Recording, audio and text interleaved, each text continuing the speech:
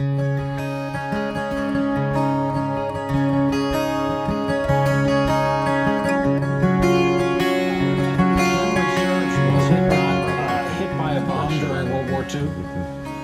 and I mean, they removed the windows, though. They knew, that there was danger in both world wars. So at least the windows were spared. But this, again, I guess came on so suddenly they couldn't save the windows. Yeah, That's the greatest loss they've been.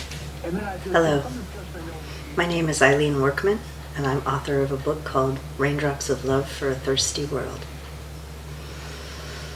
I'm speaking to you today on the day that an enormous fire is raging through the cathedral at Notre Dame. And much of the world is tuned to this event.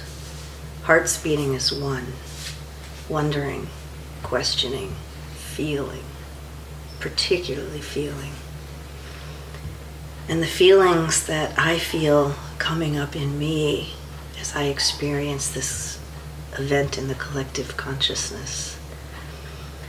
Initially, I felt a feeling of impossibility. This cannot be happening.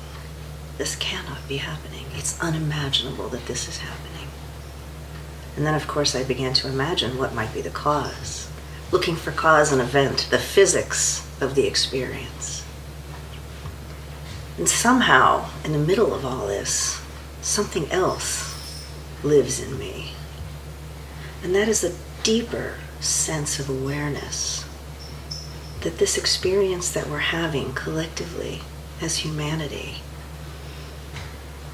is the soul of what it means to be alive.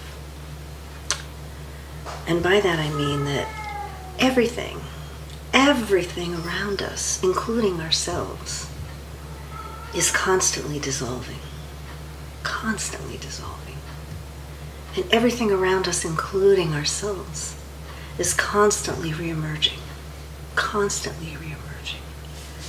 And the experience that we have as awareness moving within this physical expression can be very confusing.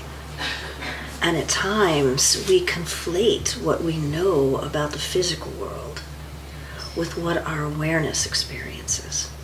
So we watch the physical world dissolve, we watch it die, and we experience a sense of inner fear. This will happen to me. My awareness is part of this process.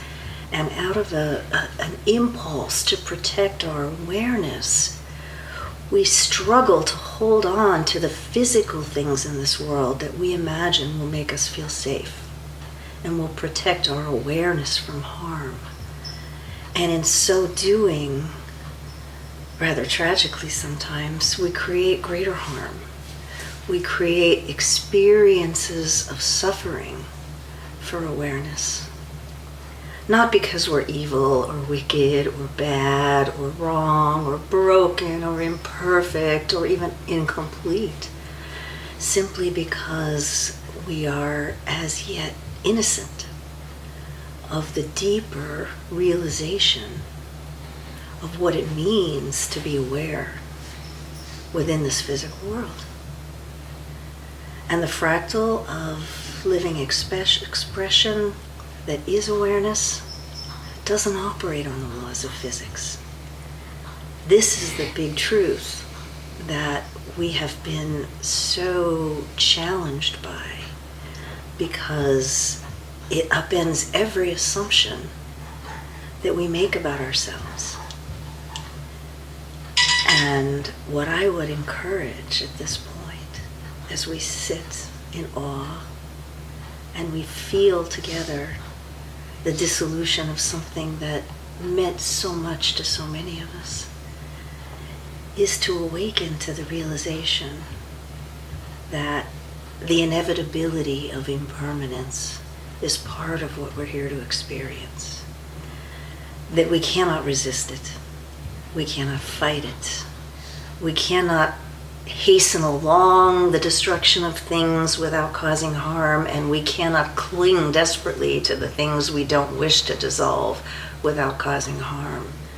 That to hold life harmless is to be in a perpetual state of non-resistant awareness to all that rises and falls, and to express ourselves the only way that makes any sense in such a system, and that is to love, to hold one another for as long as we can, as tenderly and compassionately as we can, because we're all having the same experience of constant dissolution and constant rebirth and constant resurrection. There is no other process at play in this world, in this field of awareness. So love, love, love.